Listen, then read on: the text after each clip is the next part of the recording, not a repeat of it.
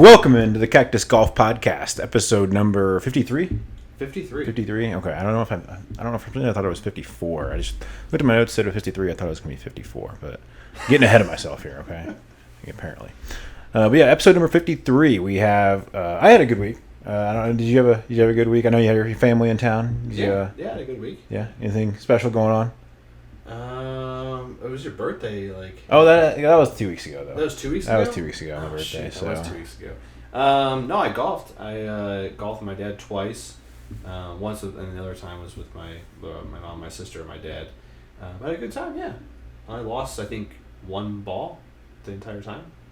So somewhere out there is a Cactus ball. Well, somewhere out there is a Cactus Golf Club ball. Yeah. What about you? You got something like. No, I just thought we'd get a little personal before we get into everything. You know, we got a little intro. I don't know, anything going on. I didn't really have a whole lot. I went to the driving range. I've been busy, like we're moving and whatnot. Kind of been busy lately, so I went to the driving range for the first time in a few weeks. Actually, almost a month, I think. Really? I went to the driving range. Actually, still got it. That's good. Didn't have to knock any rust off. It was pretty good. That was good. I went to like a new drive. It was actually went to what's the golf course you went to? You had that. You were trying to make your home course there for a minute. What was it? Legacy? Legacy. I went to Legacy. Oh, yeah. I golfed there on Sunday. Yeah. So I went to the driving range there, and it was pretty good. I liked it. For balls there? It was $20 for like unlimited though, or I guess for like an hour. I think it said, but yeah.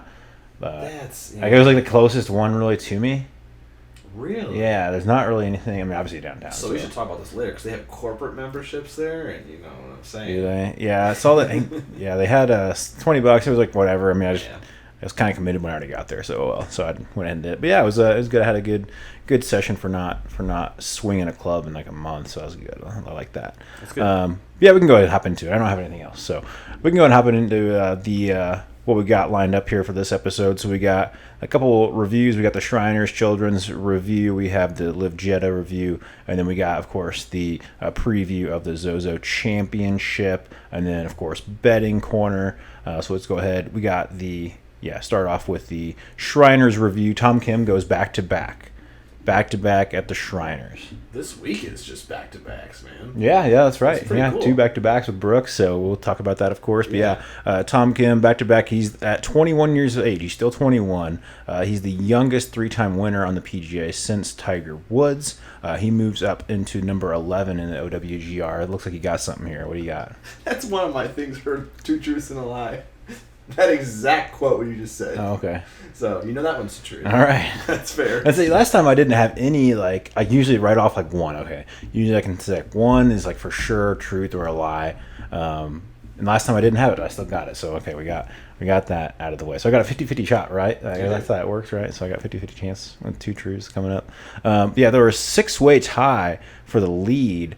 And 12 players were separated by a single shot going into the final, I believe it was final 6 holes for the final, I think 6 pairings over the last like 6 holes or so. So it was really tight down the stretch there. And it was looking like it was going to, be really tight, and it was down the stretch. And Tom Kim came out on top again. Going through the top 10 here, I was just going to list off. So Tom Kim obviously won, like we mentioned. Adam Hadwin finished solo second. And then we had a 4-way tie for third with Eric Cole, Alex Noren, JT Poston, Taylor Pendrith. And then tie for seventh, we had Joel Damon, Cam Davis, Cheston Hadley, Bo Hostler, Isaiah Salinda. It's the first time I've seen that name, actually. Yes, and then K.H. Lee.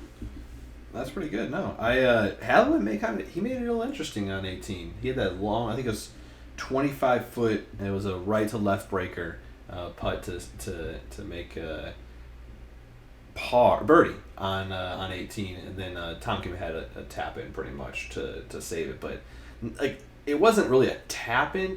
It was kind of one of those... A little knee knocker there. A little bit. Like, it wasn't just a casual, 1 foot, knock it in, like, you're good. It was kind of like...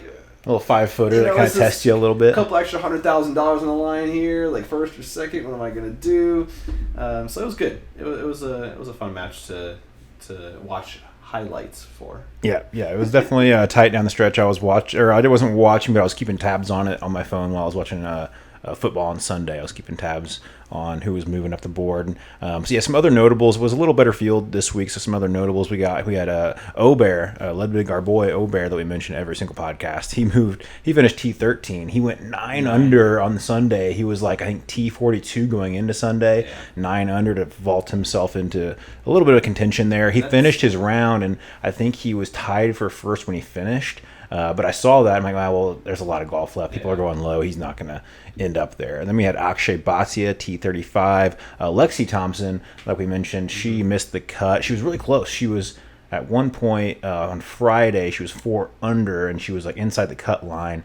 And then she had a couple bogeys and ended up missing the cut barely. And I did see like of all the LPGA players playing a PGA event, not a single one of them has made the cut so far.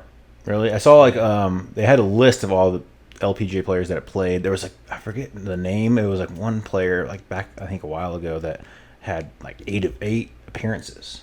Wow. Yeah, I think there was one that had 8. I think Michelle Wee had like 7 at one point. Back, probably like a decade or so ago. Yeah. And then there's been several players that have made solo appearances. So we'll see if Lexi Thompson has another chance to maybe break that stretch there. And then also we had Siwoo Kim missed the cut. Those are the notables I had. It was, you mentioned Obear went 9 under on Sunday. Kim went 9 under on Saturday to put himself into contention too. So seeing those 2 low scores made it interesting. It was a good one. I'm more excited about this week's tournament, to be honest, because we finally have some big. It's a lot better field. We'll get into that. Definitely a lot better field. It's also a shorter field too, smaller field. It also was nice to see Joel Damon in the mix, though.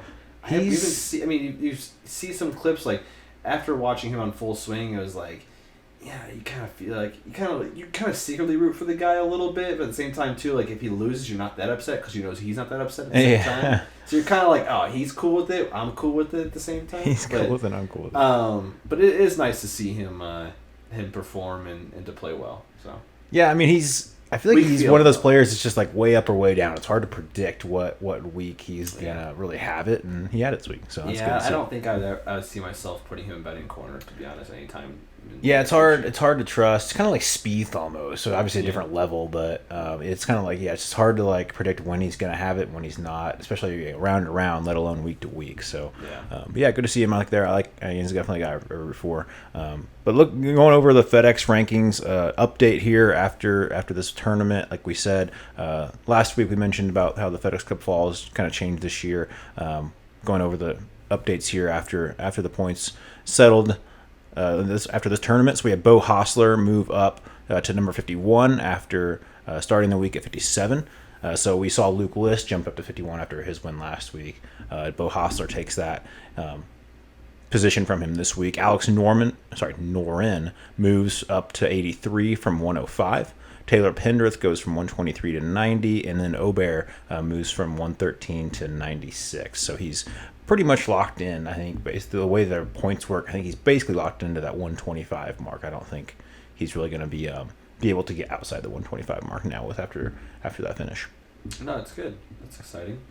Some fall Fed. I saw you did the post on Instagram, kind of explaining it for everyone. Yeah, I was looking at it, and I think it was, like I mentioned, it's just like so wordy. There's so much, like they put so much word into it, and I like really wanted to understand it, and it's like it's really not that much going on. They just like made it really wordy because there's a lot of caveats. But yeah, that's why I made the post, because I think it's like a lot more simple than they kind of make it look with how many words they use to like break it down. But yeah, that's kind of why I made that. But yeah, basically as long as you're inside that top 125, that's like the worst case you want to have, hopefully, be in there. So you're getting into the regular events next year. I did have an update on your boy, Taylor Montgomery, I noticed. I don't know if you see my notes over here or not, but Taylor Montgomery is now working with Butch Harmon, who is obviously one of the most famous instructors we have. He was got a lot of notoriety last year for helping Ricky Fowler kind of out of his slump. So that's who Ricky Fowler was working with, who got him back into contention last year. So we'll see how Taylor Montgomery makes his name worth it or not. We'll see. If I'm sure it's not cheap to work with Butch. So that's what I'm saying. Like I wonder. I was kind of thinking in my head, like I wonder how much. Obviously, there's a reason why not everyone does it. There's got to be a money factor into it, and money factor, and just like a personality, like who you like. You know, it's like coaching is like something like, certain people need certain types of coaching. I think so. I think that's probably another factor as well. Yeah, I have a question for you. Do you know this answer? So every time I'm looking, so are we in? What? So I know what you're about to ask, like the season. Yeah. So that's another thing that I kind of broke it up with the FedEx Cup Fall, because there were some articles written about Tom Kim. And how he's like the first person since like way back when to win the same event twice in the same season. I'm like, wait, that doesn't make sense. Yeah. So this is still technically last season, and then because this is the first time this has happened, so or like in a long time, I guess, right? Yeah. So with the change of the FedEx Cup Fall, this is since they're still using the FedEx Cup points from last year, right? So this is still last season technically. And then in 2024, it goes to like a full schedule or a full calendar schedule. January to so December. 2024 January. And then, so starting in 2024, it's like the calendar is the schedule. So it's not going to be like split into different years, you know? Got it. So this is still 2023 season. 2022, 2023, right? 2022, 2023 season. Okay, so that's, so these are still, so that's why I was going to make that a note, but I'm like, this is dumb. That's like a weird asterisk. I'm not going to say Tom Kim's won the same event twice in the same season. That's like a dumb asterisk. It's interesting. It's interesting. Like for me, if I heard that, I'd be like, again, kind of like, what the heck? That's kind of weird. Like, how does that happen? But like, I usually make my notes and like, I always talk about like how many events they played this season, their rankings, 25, top 10, top 5s, and like I was looking at it and I was like, he's played 27 events and 2 wins. I'm like, but again, it's the same thing. It's like the same. So the money list is going to be really weird this year. Yeah, it's very, very odd. So. Yeah, I figured that was okay. Makes sense. Yeah, the amount of wins could have some weird caveats this. Well, you know. For the rest of this year, the money list could still get a little out of funk if some of those top players play, kind of making their numbers inflated a little bit. But yeah, it's kind of weird. But it's a 1 year transition, so that's the only reason. Yeah. It's not going to happen next year, obviously, because it'll get back on track next year with the change. But yeah, that's the weird caveat. Very interesting. Yeah, that's all I had. You got the 2 truths. I'm ready. I guess the 1 truth. The 1 truth, 1 lie. So here we go. 2 truths and a lie. 3 questions. He turned pro. Tom Kim turned pro in 2018. He is the youngest to win 3 PGA Tour titles since Tiger Woods, and his career earnings is $7 million. $7 million. So he would have won at least like 1.2 this week. He would have won about the same last year, the same event. That's about 2.5 or so. He had 1 win prior to that, so probably about 3. I think it was later than 2018 that he turned pro. He's 21, so I think that's the lie. 2018. You were on track at the beginning, man. No, it's not. That is true. He turned pro in 2018. His career earnings actually is more. So he turned pro when he was like 17 or 16. Something like that. Something like that. And his career earnings is 10.7 mil. Huh. It's a little bit more. Just a little bit. All right. Let's get over to LIV so I can lose my. See, that's what I'm saying. Like usually, whenever I have like an intuition, like I had one ruled out right there, and I got it wrong. Last week, I had literally no idea, and I just kind of just basically guessed, and I got it right. Yeah. I feel like I usually do better when I just have literally no clue. It kind of sucks. It's weird. That's all right. Yeah, let's go ahead and get into the LIV Jeddah here, the final regular season event for LIV. Again, you said back-to-back. Brooks goes back-to-back at Jeddah. Wins in a playoff over the guy you keep hating on, Taylor Gooch. I don't know when you're going to give him your love, but I think you're going to have to capitulate at some point. You're going to have to just bow down to the man, Gooch. I was waiting for you to bring this up, and like my comment said before, this season for LIV, he'll play well, and after this, he'll go into the oblivion, and we'll forget about him, and we'll never hear it again.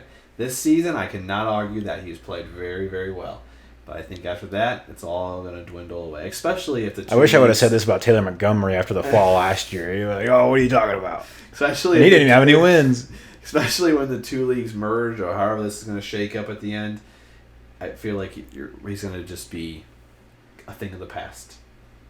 He's going to be a legend. Just like, remember that one guy that won 3 times on the LIV Tour and created generational. I'll tell you what, if you're going to win 3 times, LIV's the place to do it, though. I was going to say, created generational wealth for his great. Because I think he got, $4 million for each of the wins. That's 12. I guess one of them in Australia, so he got taxed to no end there. But he won. I think he got $18 million. He got $18 million for winning the individual. I'll get my next point here. For the season-long championship, he gets $18 million for winning that. He usurped Cam Smith because Cam Smith played not well. He was, I think, 25th. I think I have my notes here.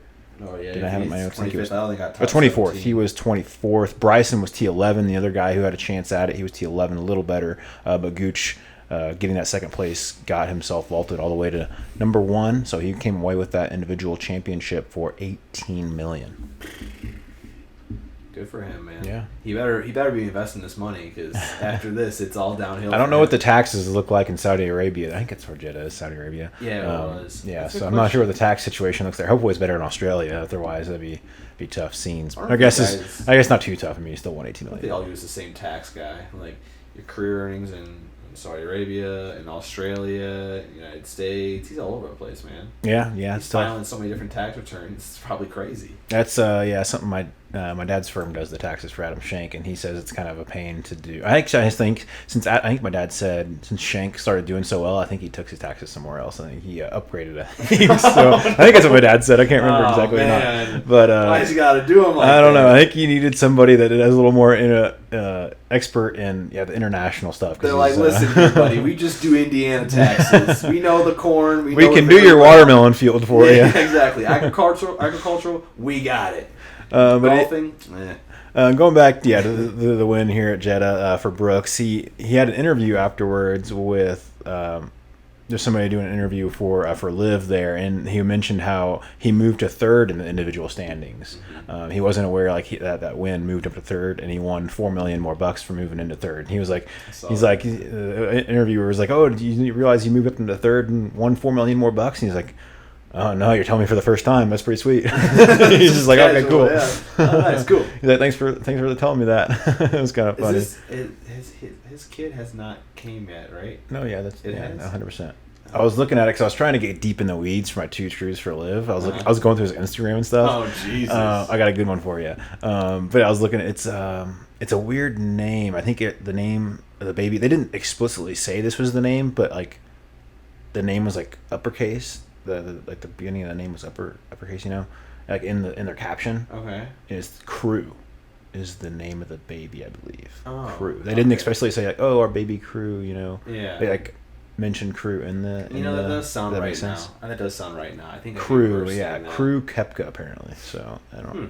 It was interesting. I was trying to figure out the name. I was like trying to figure out something deep in the weeds, a little more interesting for Brooks's 2 truths, because we already had him once, so I had to come up with something a little different. Yeah. We've had him, quite a So, that's what we had on Brooks here. So we already mentioned Gooch wins the season long. So individual standings here, it finished Gooch number 1, Cam Smith number 2, and like we said, Koepka 3. Team standings finished up as well, of course. So 4 aces take that for the second year in a row, I believe.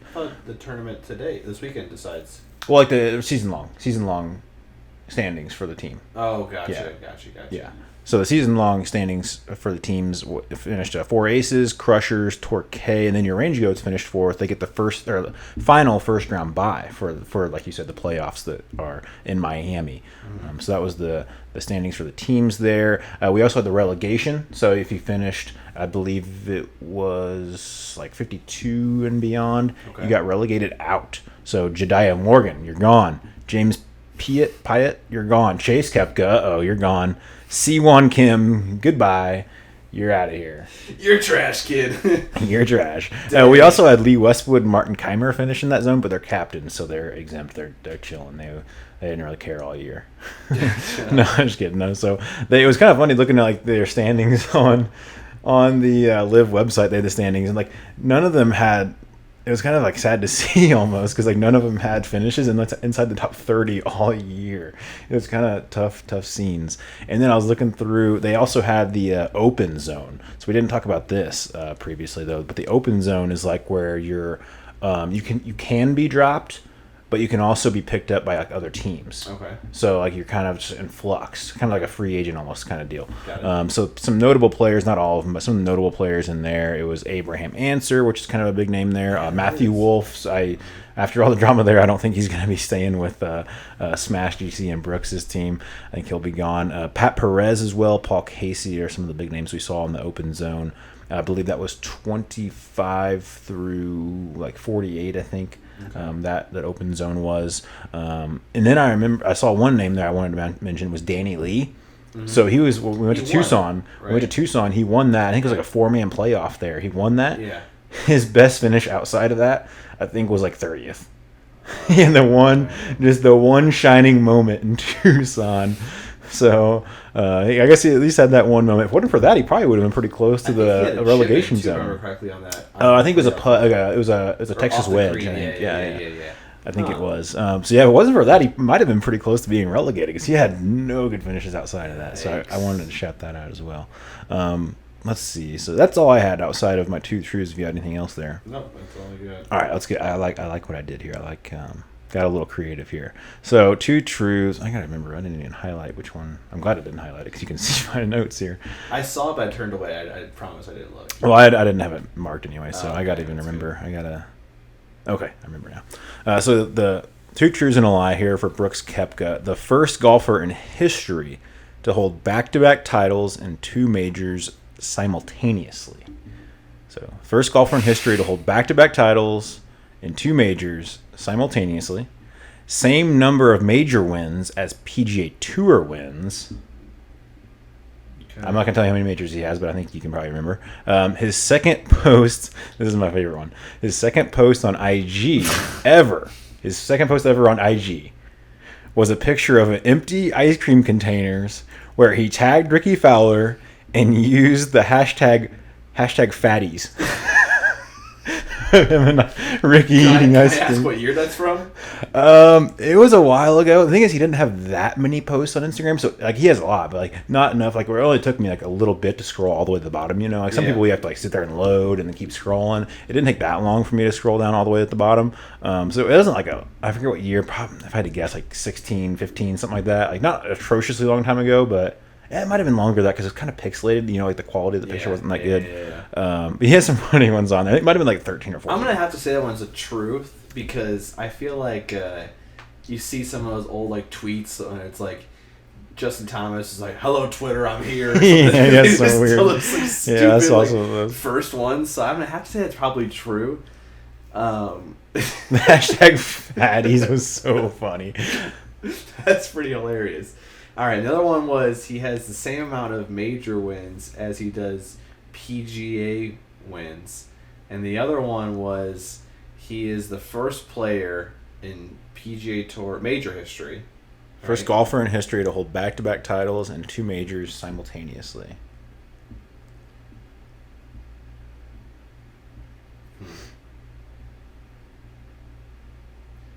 I'm going to say the second one's a lie.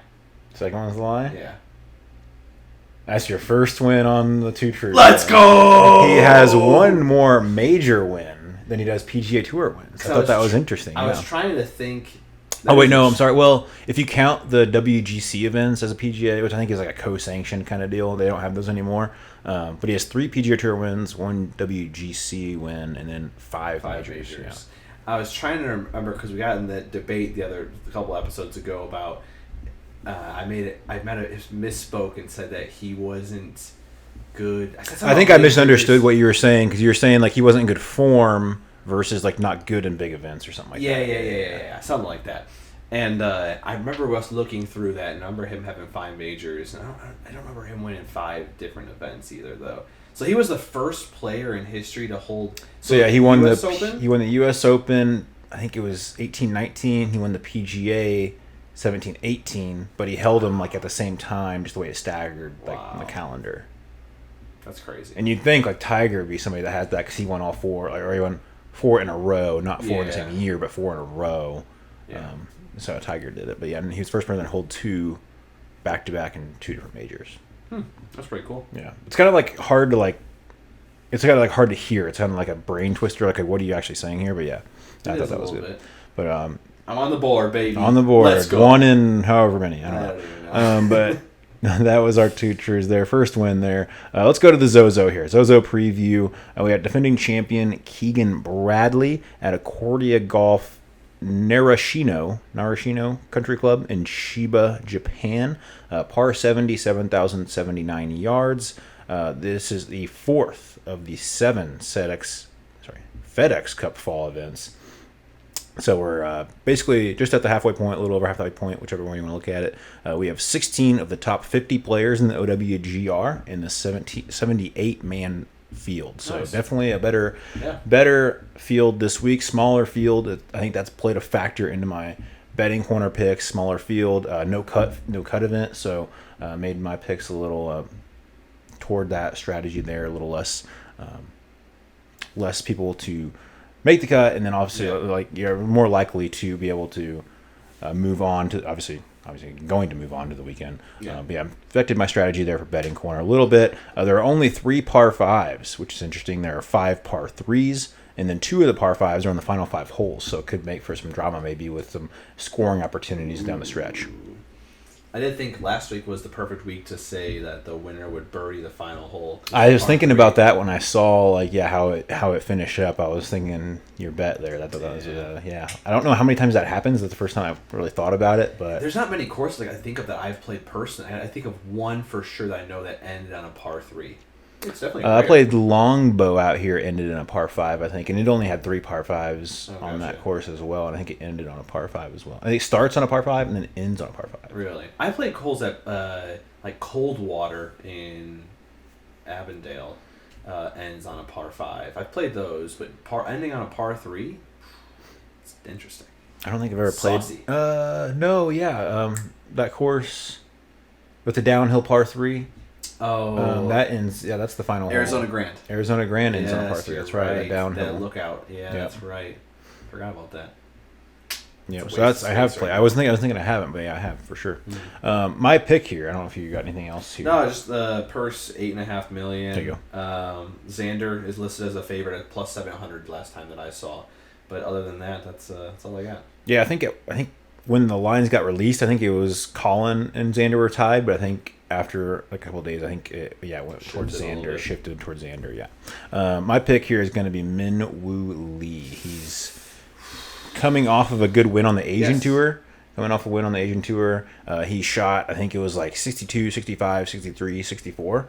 Like it was a crazy good weekend all around, and so I think he's got good momentum. He's played more recently than some of these guys, so I think that's good omen for him. He's not traveling as far either. He's already kind of on that side of the globe, so less travel for him. I thought about him. I like seeing him on TikTok. He's pretty funny. Okay. You ever seen him on TikTok before? Nope. It's pretty hilarious. He's got some funny videos. I don't know if it's him or someone from his team does like hype videos and stuff. And they're pretty hilarious. Okay. Yeah, he's the king of the flop shot too. Okay. So, I'm going Sungjae Im this week. Number 26 in OWGR. He's played this course twice, and he has one top 10 finish. But again, I don't think he played last week. I don't remember him playing last week. I know he won the gold medal in like the Asian Games for South Korea with, I believe it was Siwoo. I think he played with Siwoo. Mm-hmm. And it's kind of a caveat there because in South Korea you have to they don't have like a draft, I don't think, but you have to like do something special to like get exemption to not have to do military service, and that's like one of their things. Like, okay, if you want to get gold medal, so yeah. So I remember one of my favorite soccer players, Sung Hyun Min, I think his name is. I can't remember. Plays for Tottenham. He had to do the same thing. He had to win the gold medal in the Asian Games for South Korea. That's like tough. Yeah, that's tough. Medal, but they also smoked the field. I think South Korea won. I think they won by like 15 or 20 strokes. Because it's just like small like Taiwan, small countries over there. They, like the Philippines and stuff. Like they just annihilate them. Well, I think Japan too. Japan has some good golfers, but they still beat them pretty handily. That's hilarious. Well, South Korea, they have some really good golfers. They do, no doubt. I just laugh at it because I can imagine the extra pressure of war. Or going on about war. Oh my god. I know. They probably if they go to the military, I'm sure they have to get in shape and stuff. And I don't think Sungjae's a big boy. Shape. Yeah, I don't think he's running suicides or winning a gold medal. I'm gonna win this gold medal. He's gonna ball out. No, good for him. I didn't know that. Good fun fact. But yeah, that's Sungjae. Good for you. That's all I have for the ZOZO. I'm ready for betting corner if you are. We got LIV Miami, You want to preview that at all or no? Is that next week? Yeah. Oh, I didn't think it was next week. Oh, yeah. Well, give me your notes on it then. All right, here we go. Trump National Doral Golf Course. It's a par 72, 7,543 yards. Purse is $50 million. They were going to have it at another event, and they ended up switching it back to where they had it last year, the Trump Doral. They're going to change it, you said? They had it originally scheduled somewhere else, I remember, but yeah, they switched it back a while ago. But yeah, I don't know why they switched it, but yeah. So we mentioned the previous winner last year. The Four Aces won the individual team event, but now I'm trying to think of who won that actual team, like the Miami event. I thought it was the Four Aces, wasn't it? Was it? I think it was. Now I'm like in my head. I'm trying to think of like who won it. But another thing I was thinking of with LIV is I'm surprised that, you know, because LIV wants the team thing to like be their main stitch, right? They want that to be their main attraction. It's just not happening, I think, from most people. But also, I think a main reason for that is the betting. You can't bet on teams. I'm surprised they don't like lobby these bookmakers to like allow you to bet on the teams. I did this week. Did you? Yeah. I didn't find it. Did they add that? Mm-hmm.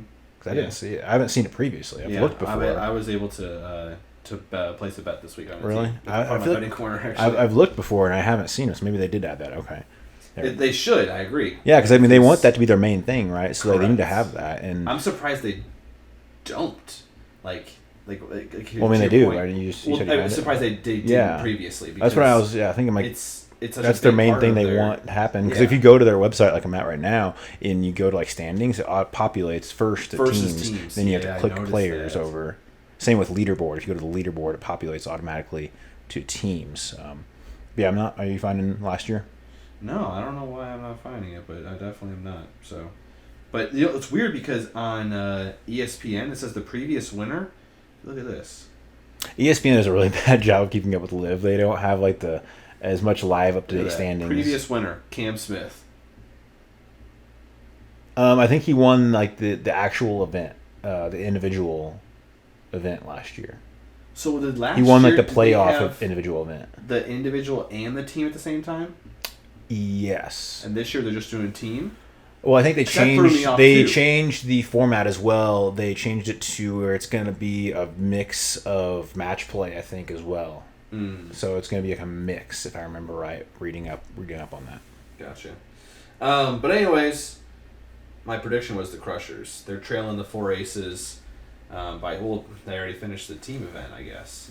This is confusing. Well, they're the 2 seed, but they all get to bye. And the way it works is round 2, you pick who your players go up against. If you're the higher seed, you pick who you go up against, basically. Does your points translate into the final match besides like the bye and everything? Like is the final? I would assume not. Okay.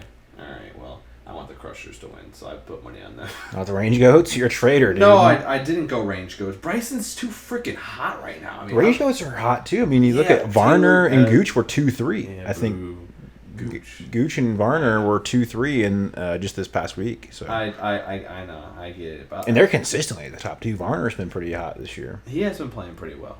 He has been. I went with the Crushers. Now, who would you just randomly pick right now? Range Goats? I mean, for team? Yeah. Yeah, I don't know. Like Torquay's been good that's as weird well. Because it's the only thing you can bet on for this week in betting on DraftKings. The only thing you can bet on is so teams. Yeah, I like Torquay. They've been hot. If I had to pick, like, thing is, I know you were picking Mito a lot, and he's been doing well. David Puig, no, he's Fireballs. Which the Fireballs won the team event last year. We didn't mention, or last week they won the team event. The Fireballs did. Dustin Johnson came through. I think he was 5th this past week, so he's doing well. They're the favorite, obviously. They are. You know what? I'll go chalk. I'll go 4 Aces. All right. Fair enough. But yeah, I did confirm it is this weekend too. Yeah, I just saw the 20th. I just want to make sure that I wasn't getting ahead of myself. I was like, oh shoot. All right, now I'm ready for betting corner. Okay. Good week for both of us last week. Did you hit? I had 2 that hit. You had last 2? week. Yes. So you were up 26 units. I was plus 93 units. So I am now back in the positive by 28 units, and you're at minus 134 this week. So yes, I technically predicted. I know they're double chances and there was triple chance. both winners last week. Okay. Brooks and Tom Kim. Oh, yeah, Tom Kim? Okay, I don't remember that. But yeah. Well, I had Aubert, but it Aubert, happened to okay. be the double chance with Tom Kim. Not going to lie. And then same thing, too.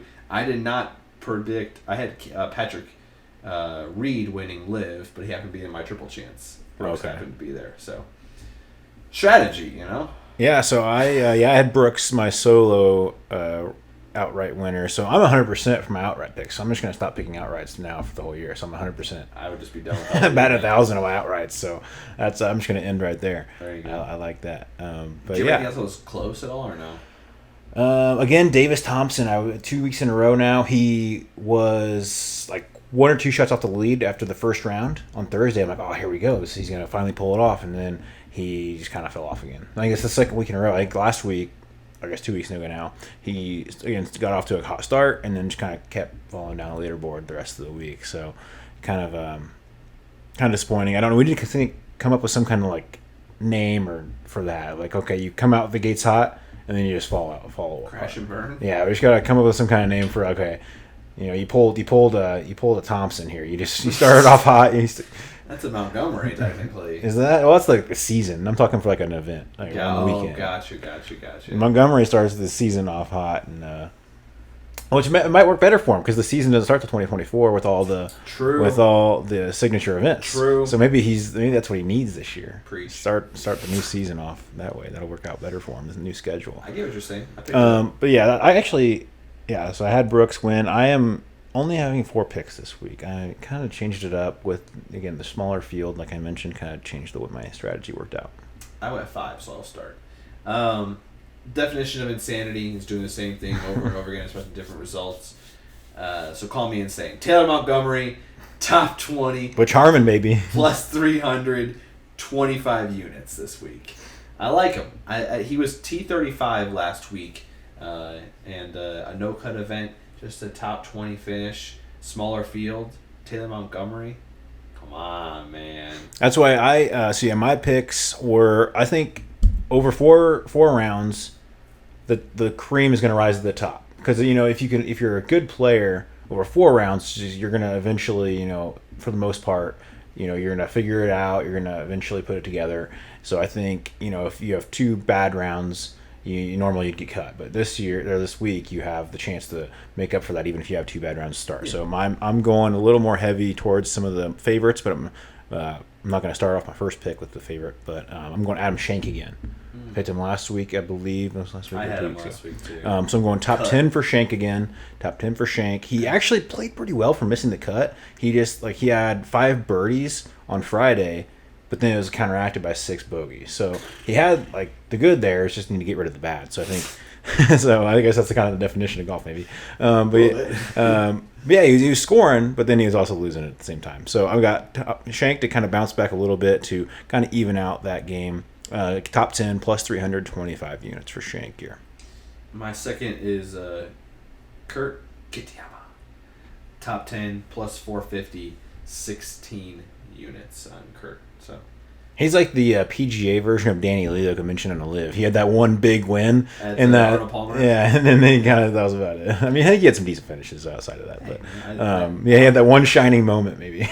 That's all he needs. That's all he needs to create another one. My sense of hope, false hope. My next one here is, here's what I'm going for, the big dog. So I think here's where I'm saying, okay, the cream's going to rise to the top. Maybe they don't start off super hot, but over 4 rounds, I think they're gonna eventually find themselves at the top of the leaderboards. Going Cam Davis, top 10, plus 234 units. So going heavy on that one because it's only plus 200, putting a little heavier on it. So Cam Davis, top 10, plus 234 units. I like it. It's a good one. Third one is Mr. Thigala. I went top 5, plus 420 units on Sahith this week. I think he's a good player. He won, a month or so ago now? He won at... probably 3 or 4 weeks ago, yeah. Yeah, so I think it's a good field for him to step up his game again. Okay. He hasn't played recently either, too, so... I don't know if he's played since he won that one.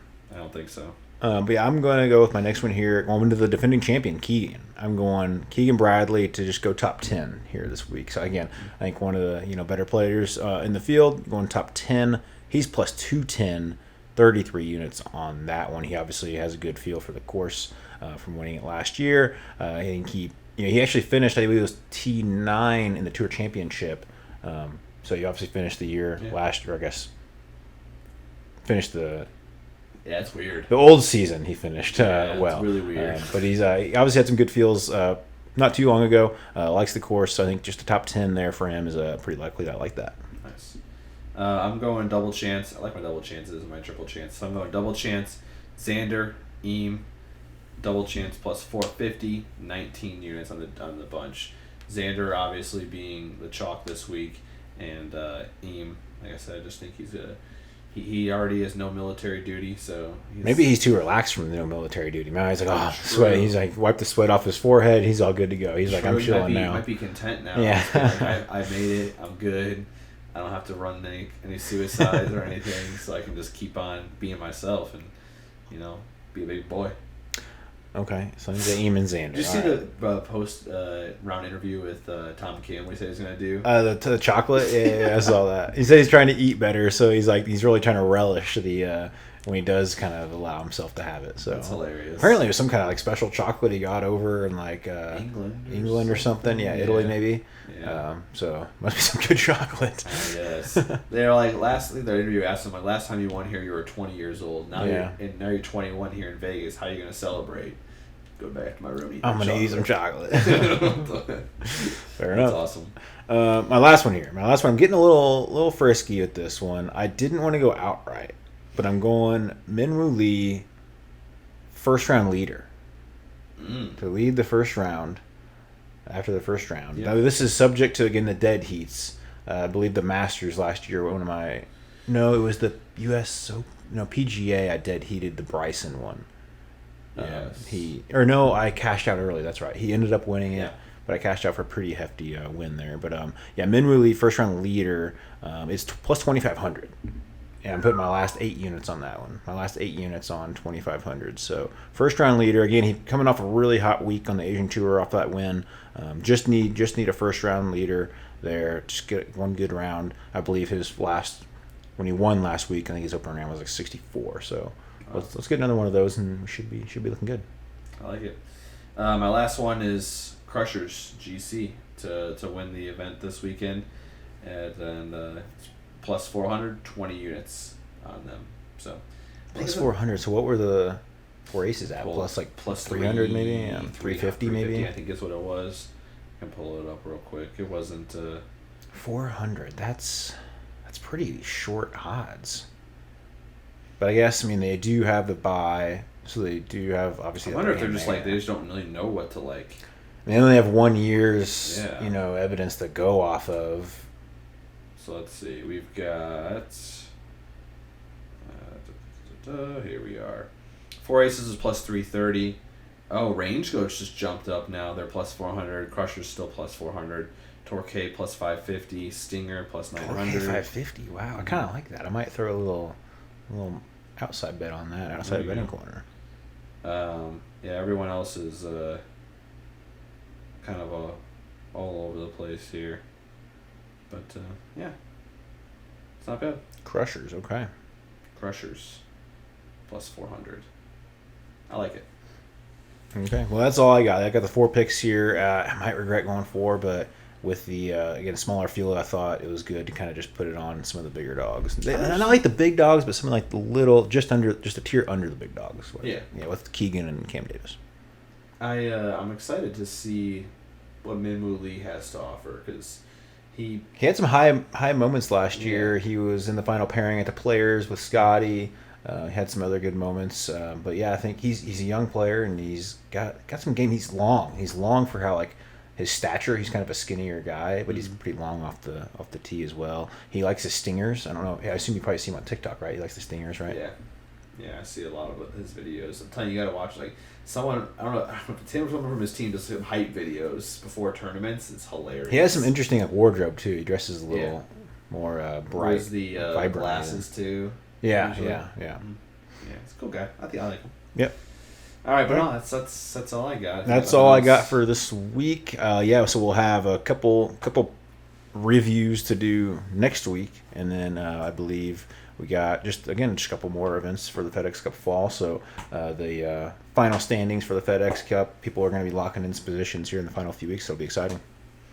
Excited to see what's going on. All right. Well, yeah, we'll see you next week. See you next week. Peace.